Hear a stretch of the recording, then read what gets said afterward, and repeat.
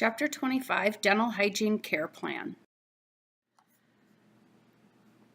Our learning objectives for this chapter include knowing the key terms and concepts, knowing the components of the dental hygiene care plan, being able to understand a dental hygiene diagnostic statement, being able to prepare a written dental hygiene care plan, and then applying procedures for discussing with the patient the care plan, and also discussing it with the dentist.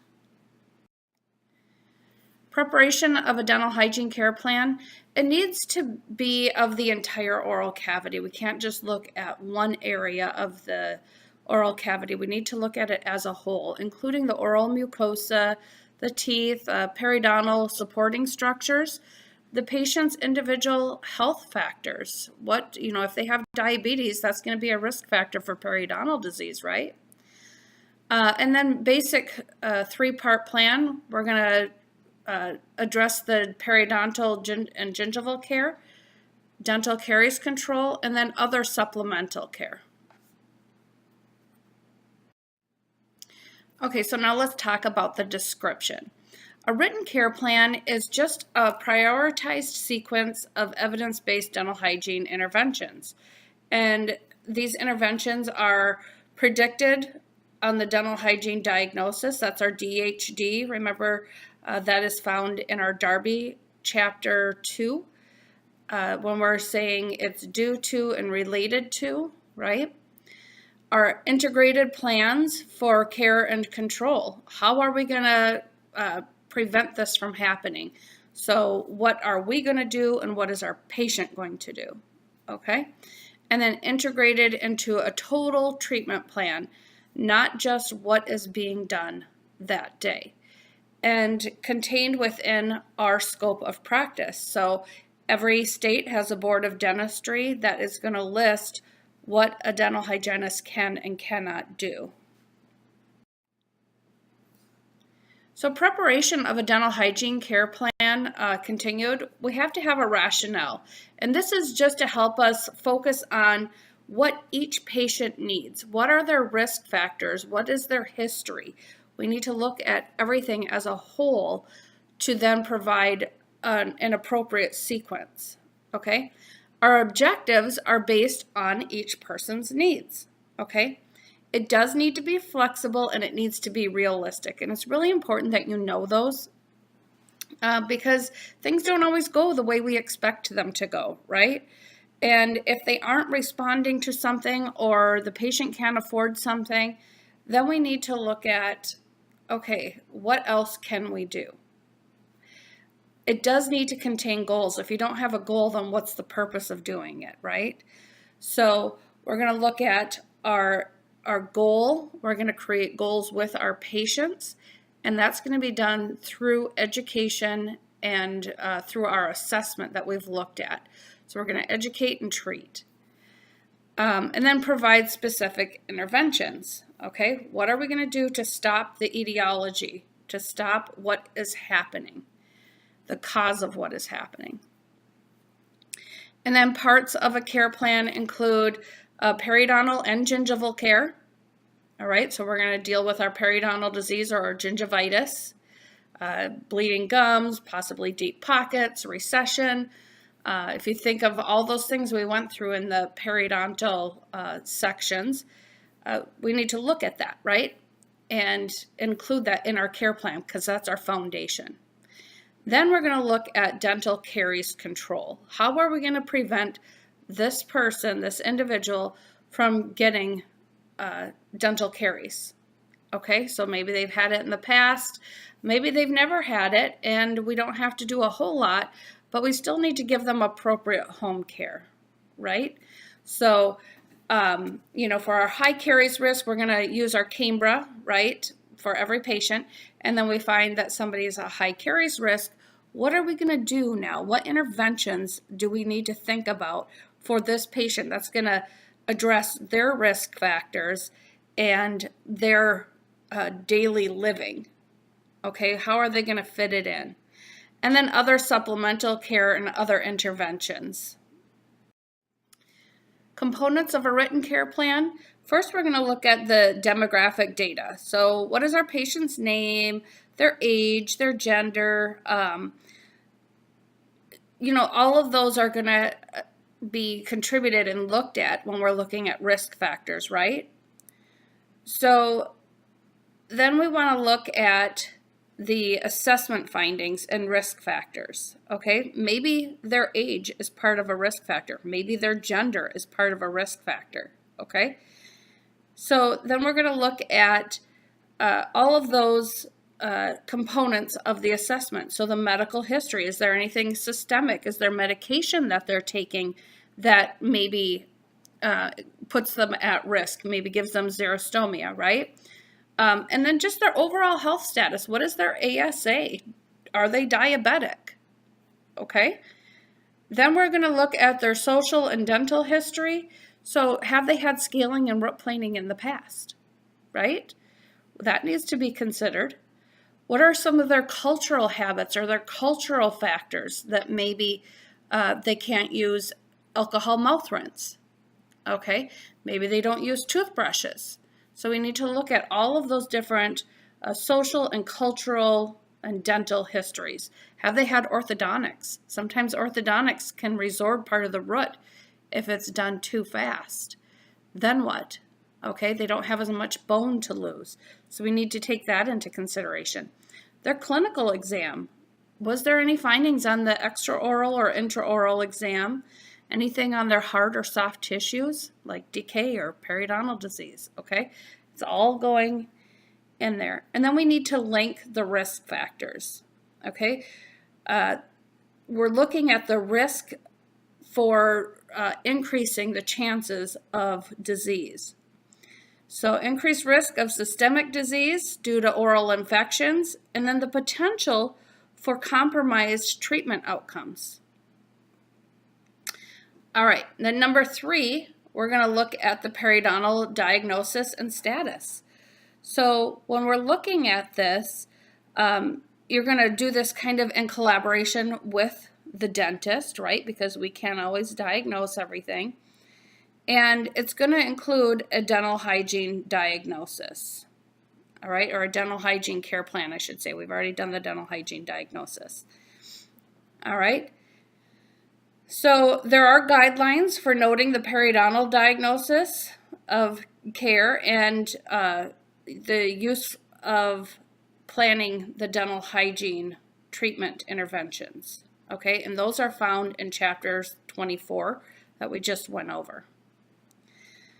Now, we've collected our demographic data, we've assessed, we have written our DHD, and we've classified our periodontal disease, our deposit level, our caries risk, and then our ASA. Now, we're going to incorporate any additional tools that we need to help us identify potential risks. So one of those would include the Cambra form, all right?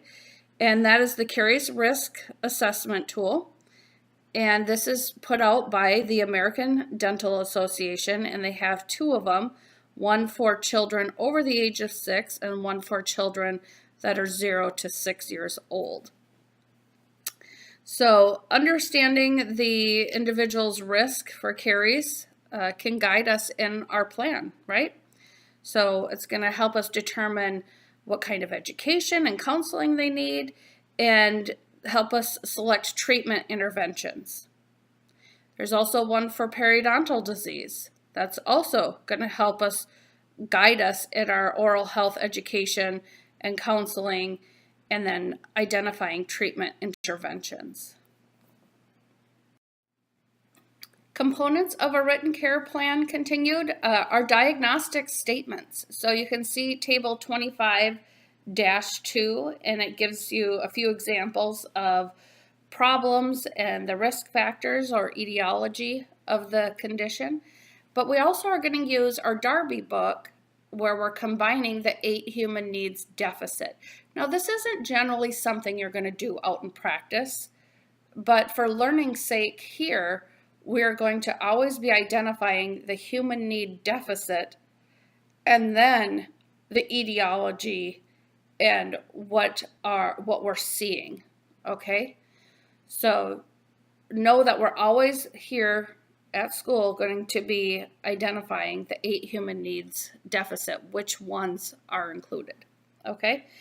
Then we're going to start planning interventions. So we want to keep it realistic and we want to keep it simple, such as scaling and root planing. The purpose of it is arresting and controlling disease. Okay, so that's the reason why we're doing it. We don't need to go into this big, long description of what everything is and why we're doing it.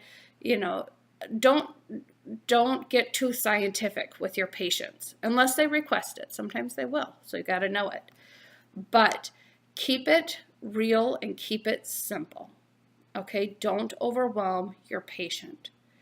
Then we want to give them the expected outcomes. So why are we doing this?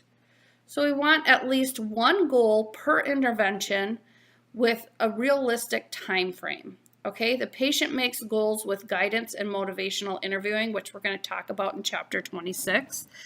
But I want you to know that we need to discuss what our expected outcomes are with the patient. We also need to let them know how we're going to evaluate to find out if we reached our goal.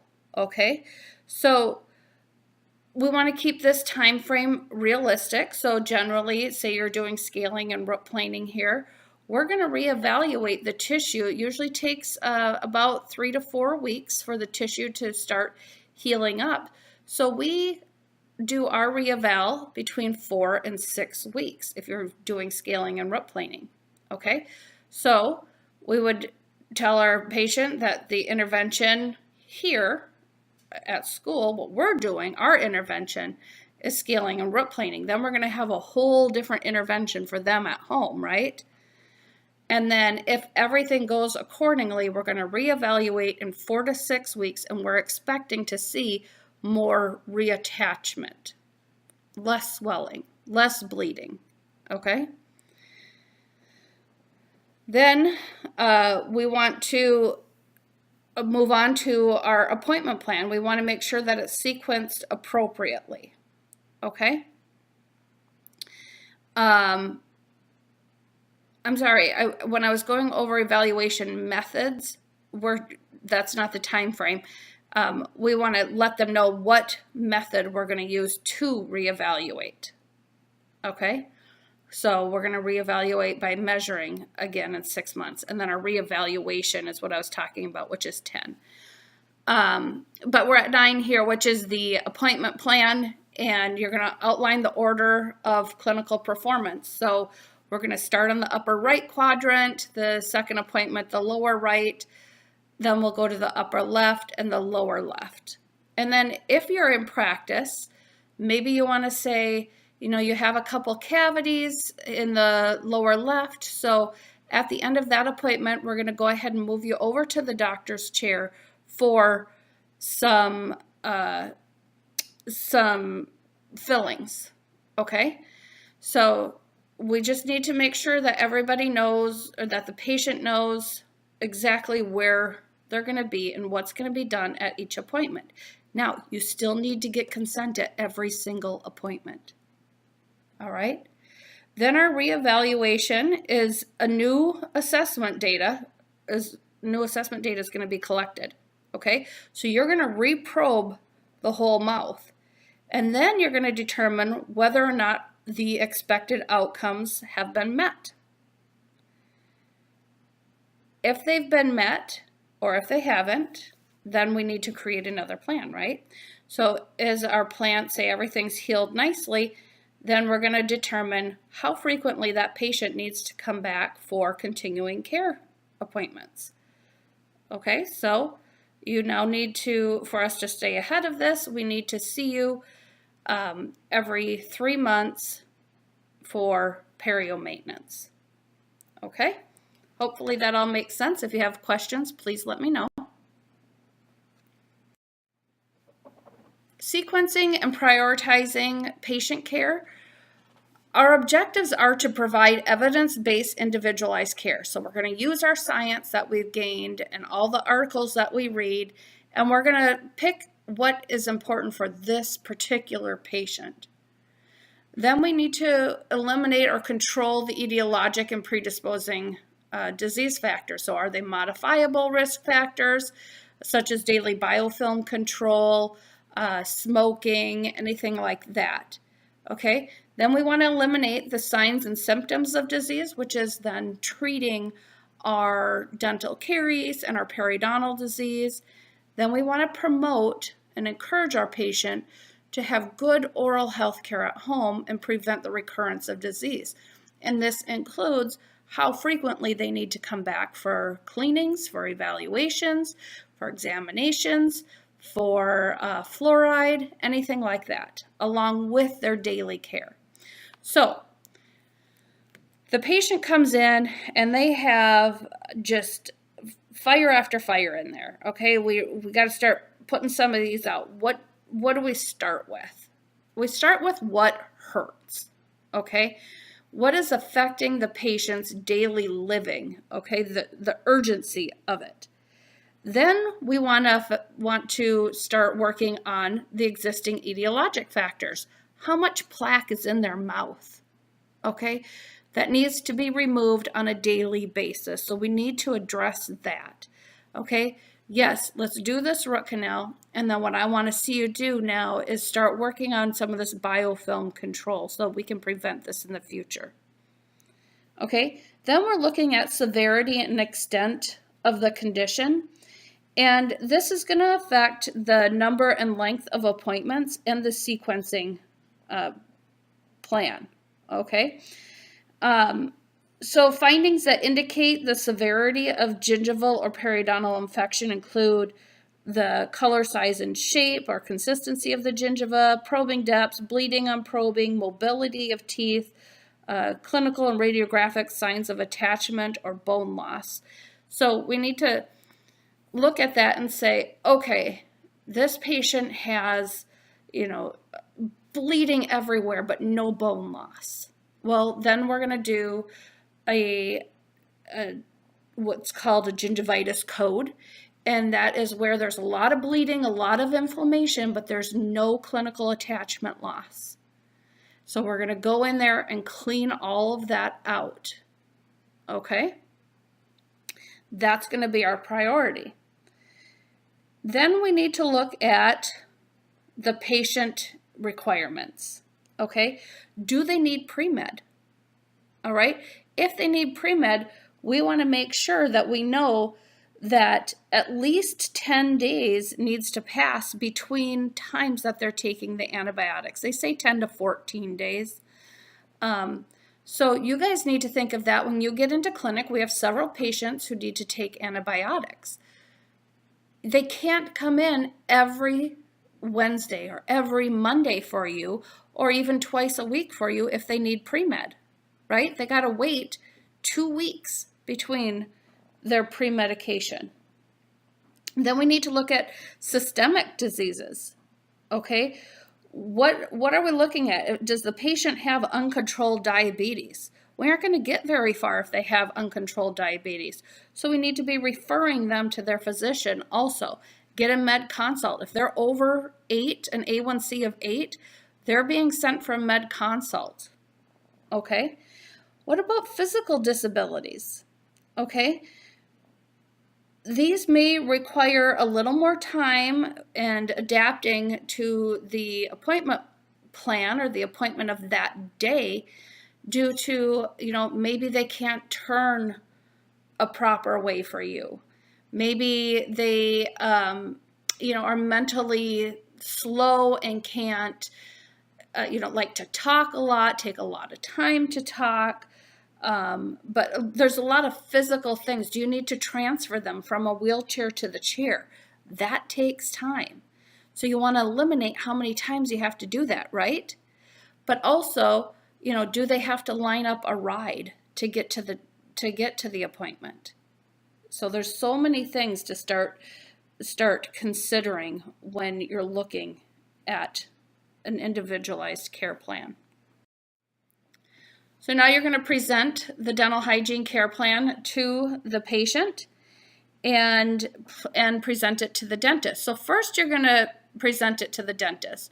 And the reason why you're going to do that is because if the dentist wants to change anything, it's a lot easier to do it with the dentist first instead of backtracking with the patient. So it's going to save time, but also, you might not have the best impression on the patient if the dentist isn't agreeing with your treatment plan. So go over it with the dentist first. You want to integrate the dental hygiene care plan into the patient's total treatment plan. So again, they're going in for fillings anyway. Let's take care of some of these dental hygiene needs also. So you want to coordinate it with the dentist by summarizing all of the data that you've collected. You're going to give them the risk factors. You're going to give them the discussed plan and interventions, the goals that you have and the patient has, and the expected outcomes of those. And you need to present this to our dentist in our clinic too. If you want to take a full mouth series of x-rays, you need to give a good reason why you need to take those x-rays. Okay, it can't just be because 5 years has passed. All right, you have to look at what are the patient's risks and needs. Okay, so be prepared to give details and to answer questions with the dentist. Then you're going to explain it to the patient. And good communication skills are super important here, you guys. Staying calm, being confident in what you're recommending is really important to the patient. But ideally, the patient's going to come up with a lot of the information themselves, and that's going to be done through motivational interviewing. We're going to talk about that more in chapter 26. But you get the patient to set the goal and the patient to identify the risk factors. Okay, there's some really good examples in your book in chapter 26. I just absolutely love those examples, so please read through them. Then you want to inform in a caring matter. Okay, informed consent is protocol. You do have to get informed consent. You're going to reinforce the patient's role and that we are working with the patient to create the goals. We aren't setting the goals. Patient's going to set them. We're going to guide them in setting those goals. So explaining the plan to the patient, here's the veterinarian example, but you want to sit the patient upright and you're going to be face to face with them. You don't want to be standing while they're sitting, or if they're sitting, then you're going to raise the chair up so that you're eye to eye, okay?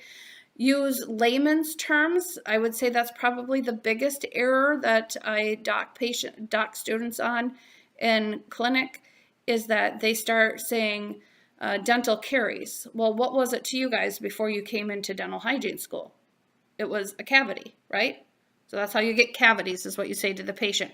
You can say dental caries and just say, that's our term for cavities. Okay, but don't do that too many times, all right? At each visit, kind of get them a little more educated. So you want to educate them regarding the oral and systemic link. You want to educate with planned interventions, also your appointment sequence, and the dental hygiene services and expected outcomes, all right? Then you're going to use visual aids. We're creating those flip charts, and we're going to show the patient those, but you can also show them on their own radiographs or their probing depths on the chart. Okay, we have a nice little button that can compare their last visit with this visit and such. Then there's brochures. You can take intraoral photos. Those intraoral photos are becoming very common, very needed.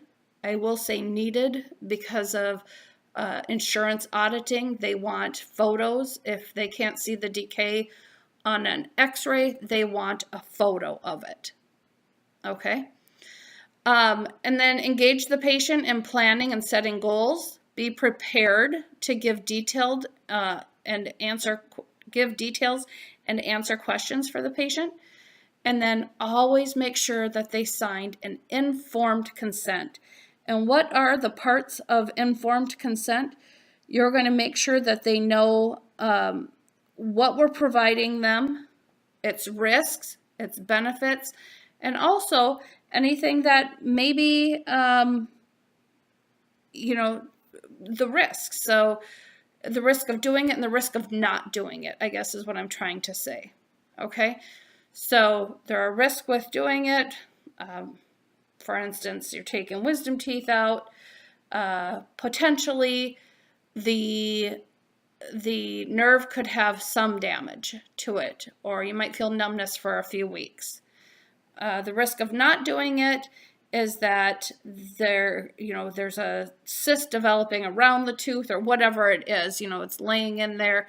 It's destroying the second molar, whatever it is. Okay, so you need to give why we're doing it, the risks, and for doing it, and the risk for not doing it. All right, informed consent. It is every patient's right to possess the knowledge that will aid them in making the appropriate decision, allow shared decision process making with the oral health care provider while treatment is being planned. Adequate documentation of informed consent in the patient's record includes evidence that the patient has received the information that's listed in box 25 2-2. And here it is.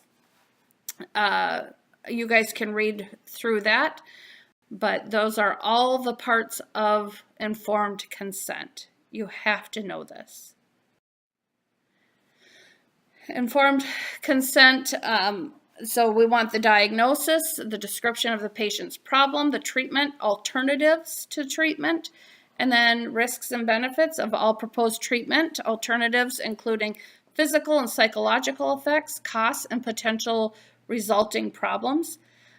Principles for informing, you're going to assess the patient's ability to give informed consent. So are they mentally able to give informed consent?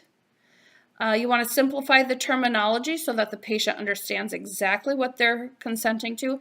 And this does not just mean money. That's what I see a lot of students and a lot of healthcare professionals saying, we're going to do scaling and replaning. It costs $30 a quadrant. Okay. Well, first of all, a quadrant, what? $30? What? Okay. $30 doesn't sound too bad for me. But it's actually $120. There's 4 quadrants. You'd want to explain the upper left, the upper right, lower left, lower right. All right. Encourage the patient and family to ask questions. Do you have any questions that I can answer for you? Continue to assess the patient's understanding and re-educate at every single appointment.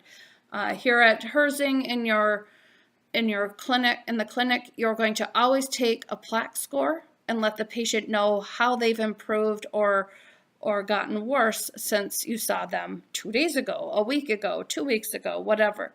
We're always assessing the patient's needs. Okay, and then we're going to document all relevant factors and include the signed form in the patient's record. Okay, so we've already gone through informed consent quite a bit, but I really want to go over informed refusal, and that's the patient's right to autonomy in making their decisions for their self, for their body and their oral cavity. And we have to respect the patient's decision to refuse. Now, that doesn't mean that we have to keep them as a patient. If they continue to refuse x-rays, we know that we could get in trouble for that, so we can dismiss the patient, all right, from the practice. But refusal of care, as well as any other recommended treatment options, always have to be documented in the patient's permanent record. Okay, so you're going to type patient refused fluoride treatment, patient refused scaling and rip planing. But also here we have them sign an informed refusal. Okay, we actually have them sign saying, I do not want to do this. Okay. Then other additional considerations, cultural differences in individual patients required special effort to obtain informed consent. Careful exploration of language skills and potentially conflicting health beliefs and values can enhance communication. So we need to know, those cultural diversity classes are really coming in important here when we start talking about informed consent and treatment planning and informed refusal. Age or disability-related cognitive impairments may require consultation with a caregiver or a legal guardian. Okay, so many times they'll have the legal guardian with them. If they don't, you can't have them sign anything. Okay, you can't touch that patient until you know that they understand what you're doing. Okay, documentation. A well-written dental hygiene care plan documents all information related to each component of the formal care plan and obtained consent or refused consent. Informed refusal needs to be documented. Say that with me. Informed refusal needs to be documented. All right. And then just keeping a SOAP note format kind of keeps things really consistent. And we have, Eaglesoft just did a nice update, and it's just a really nice, thorough documentation of everything that we're doing. All right. Lastly, let's talk about factors to teach the patient. We want to teach them why a dental hygiene care plan is made. Why patient input into the final care plan is important, because we can't do anything without their permission, right? So we need their input.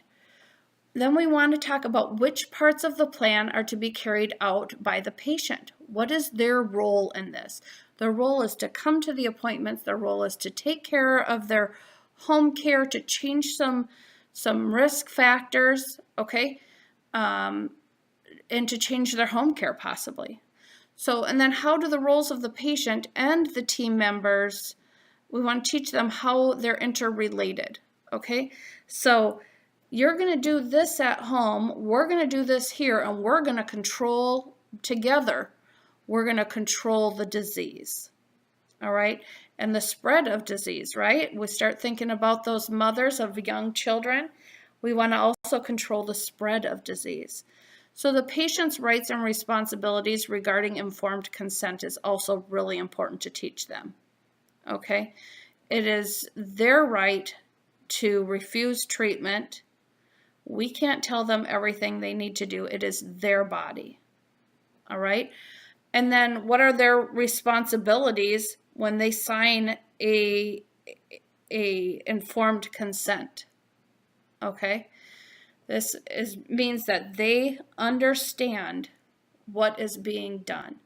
We still need to get it at every single appointment, but we just need it signed once at Hersing. Maybe your office will be a little bit different, but make sure that they understand what they're signing, okay, and what their responsibilities are. They're going to be responsible for the fees, right?